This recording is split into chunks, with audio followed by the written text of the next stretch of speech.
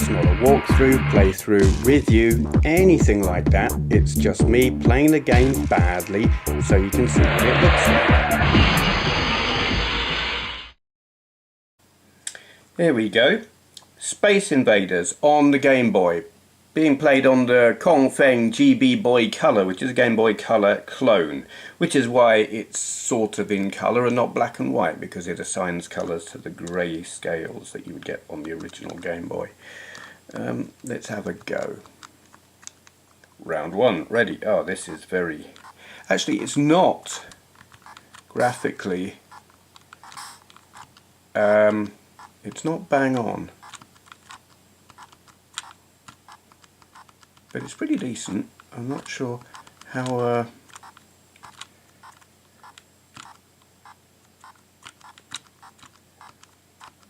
I love the sound. It's got that... Given the limitations of the speaker on this, the bass sound of the invaders walking along is pretty good.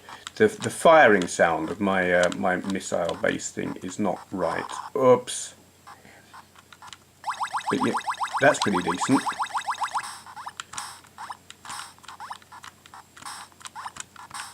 Yeah, I would expect more of a... I can't even explain the original sound of the firing thing. It had a sort of echoey, whistly sound. Yeah, that this thing is not doing. Oh, I'm in danger here. I prefer the traditional tactic of shoot them off the end. I know some people are just like randomly shoot one here, shoot one there, or shoot them off the bottom, but my method is always shoot them off the end that is moving forwards, so they run into your fire, and only when they start getting low do I knock them off the bottom. Just, oh god, us, oh god.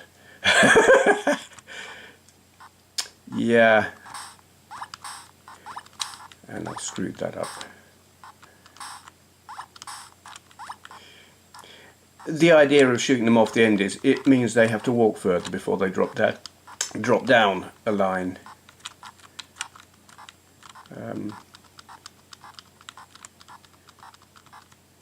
It was a thing back when Space Invaders was like the game in the arcades, and when it first came out, it was. I mean, arcades, you'd had fairly limited arcade video games before Space Invaders. Gunfight was like a staple for a long while, or Outlaw, or whatever it was called. It depended if you were playing the original or a clone or something. And things like Seawolf. But then Space Invaders came out and everything else was redundant. Arcades were just all about Space Invaders, and there were, you know, there was your proper Space Invaders, and then there were a billion and one clones that were basically the same game but had slightly different graphics. And that period seemed to last forever, though I'm sure it wasn't. And then Galaxian came out, and I was amazed to see video games in colour. It was like, how are they doing that? They can't. Video games aren't done in colour. That's impossible. Though, I mean, it was just the same kind of impossible as when I first played Pong. And it was like, how is that possible? How can you control something that's on a TV screen? TV is just something that you watch. It's beamed to your telly. You can't control it. Yeah, there were like milestones in video gaming evolution that I remember being amazed by, and Pong was the first one and Galaxian was the second. Not sure what was the third one. Probably Battlezone, actually, 3D. Having said that, Battlezone wasn't, well, it sort of wasn't the first experience I had of 3D in a video game, because Speed Freak, a lot of people ask me, what's that vector driving game in my intro sequence? That is Speed Freak. That was I don't know if it was 78 or 79, an arcade game, vector graphic, driving. And it sort of, it was, simulated 3D really. It wasn't really using 3D geometry in the way that Battlezone does. But it was an effective enough illusion. It was kind of first person. You felt like you were driving into the screen. But I imagine in reality it was no more 3D than, say, Pole Position. So, yeah, Battlezone was pretty astounding to me. You really did feel like you were in a three-dimensional space. And mathematically speaking, you kind of were. Where with Speed Freak, I think you probably weren't. And then, of course, there was Star Wars. That was a major milestone in gaming for me. I mean, it wasn't such a massive leap after Battlezone. I think it was just the speed and the pace and the movie tie-in, and I mean, it wasn't really a technological milestone. I think maybe it was just a milestone in terms of immersiveness and excitement. I don't know.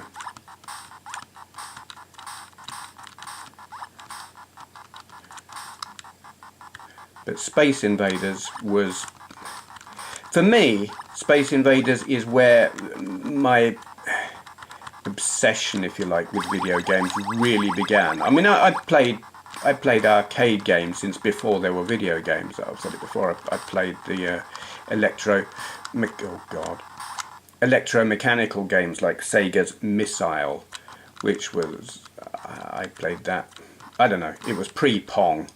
I was 4, so that was about 1972 I played it. Now Pong was out in America in 72, but it didn't get to the UK for a little while after that. But the game itself, Missile, I don't know when that was created, possibly in the late 60s. I've read about it somewhere, but I don't remember. Yeah, so you know, I was a gamer from a very, very early young age. But with Space Invaders I became quite obsessed. It was,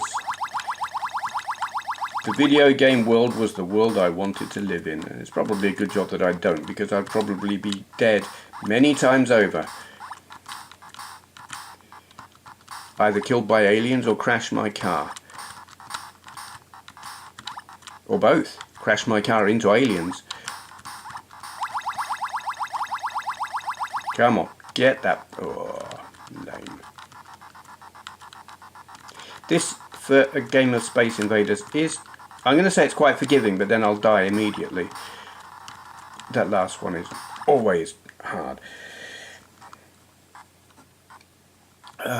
Okay, I'm going to stop now, because this could go on for a while, and stuff. But that is Space Invaders on the Game Boy, or the GB Boy Color as I'm playing it on here. This is entirely black and white, except for like the intro screen, which has a little bit of colour added to it. It's a decent game of Space Invaders. It's not graphically perfect. Some of the invaders look a little bit odd, but it plays well. It plays pretty much as you would expect. Maybe a bit more forgiving, but I like it. If I'd had this back in the day, back on a Game Boy, if I'd had a Game Boy back when I had a girlfriend who I bought her a Game Boy for Christmas, birthday. Yeah, so I played that then. But there was no Space Invaders on that. She didn't have it, and blah stuff. I'll shut up now. Thank you for watching. Hello. Right, today's questions. I've got the wrong glasses on again. That's better. From MobileDecay, link to his channel down there. For Q&A or whatever. Is this a walkthrough, playthrough, review or anything like that? No, it is not. It's just me answering your question badly so you can see what it looks like. I'm sure that's what you wanted. Right, I'm not going to leave it there because that's a bit short. I'm going to answer another question. From JW, link also down there. For Q&A, in relation to games and consoles, what has given you the biggest pleasant surprise when you expected to dislike it, and why? Okay, I will answer two things. I'll answer in terms of console and a game. Console, the Virtual Boy. It has, or had? No, it has a reputation that suggests it is absolutely crap. Actually, I'm going to answer two different things because I've just thought of another one as well. But anyway, yeah, the Virtual Boy is regarded as a commercial failure, and it absolutely was a commercial failure, but it was regarded as rubbish, and it's not. I actually really like it. Now, people said that there were problems with the 3D. Not in my experience. I find the 3D to be quite excellent. That it's badly made, I don't think so. I think the stand is perhaps ill-advised, but how could you do a thing like that? Too heavy to clamp to your head, and impractical. People would walk around and walk into stuff, because VR was kind of a new thing. And it just, that wasn't going to work. I can't see another way for it to have worked other than the stand, but yes, it was flimsy. Could have done with more development. The joypad, I think, is incredibly well designed. Brilliant piece of design work. I mean, Nintendo do good controllers. I'm not keen on the N64 controller, but in terms of design it was clever. I just didn't like it. But yeah, the Virtual Boy controller I think is genius. It has the reputation of giving you a headache, and this, for me, it absolutely does. 20 minutes and I'm done. I will have a headache, a pounding headache for the rest of the day. But, meh. I kind of consider it worth it because the games are, some of the games are great. I love Red Alarm. Red Alarm I think is brilliant. And what's it? Vertical something or other. I've forgotten the name of it. There's a shooter that's really good as well. Vertical Force, is it? Yeah, great. And the Mario Tennis, there's a tennis game that's really good as well. I like it. I think it's a really cool piece of kit. And even though modern VR has obviously surpassed it, at the time it was as near as you were going to get to affordable, playable home VR. There were home VR systems previously, stuff that kind of didn't really work. Yeah, it was the best you were going to get at the time, and I really like it. I should probably turn it on. I know the mirrors, that they've got this funny mirror thingamajig, vibrating mirror system that they use to scan the beam across your eye or something, which are prone to seizing up, so I should probably turn mine on. Other one that surprised, so yeah, yes, it did surprise me. I don't know if it's a case of I thought it was going to be crap and it was great, or if it's just that it had the reputation of being crap, but I think it's great, and that's the Gizmondo.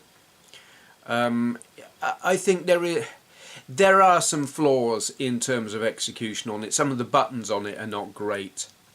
The actual material that they've used for the main shell has a reputation of going all gungy and sticky. Mine, well, the last time I had it out of the box it hadn't done that, but I don't know, I haven't checked it out recently. But I think the potential of it was fantastic. The execution really wasn't bad. It was just a company that was selling it. It was a bunch of crooks, so it bombed. It shouldn't have. It should have been sold for less. They should have sorted out their pricing structure. They should have got more third-party support. And they should have not blown all the money on supercars, which they then proceeded to crash. You know, sold very badly, very poor business structure and all of that lot. But the actual device itself, I think, is great, and I like it. And it's really quite capable. It's not quite up with the PSP, but it's probably actually more powerful than the DS, which was around at the same time. Yeah, I like it. In terms of games, something that I expected not to like but then did. Okay, this is all relative, really. Buggy Boy on the Commodore 64. I would not say I expected to dislike it. But I have for years liked Buggy Boy on the Amiga.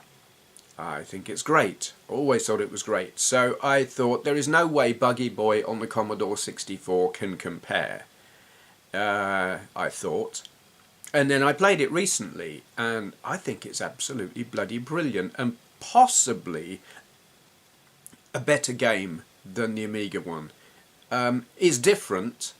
I mean, okay, things like frame rate and whatnot, you can't expect exactly the same, but and the sprites are smaller, but the track is wider. Somehow it handles differently. The whole game mechanic is different, and I think actually better. Easier to play? I don't know, maybe, but yeah, something about it. I was like I said, I expected it to not compare favourably with the Amiga, and I was very surprised to find that it does. It is surprisingly good, and really worth a go.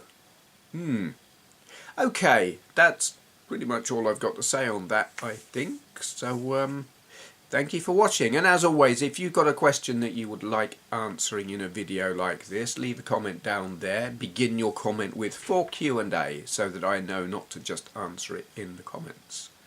Okay, thank you for watching. Patreon?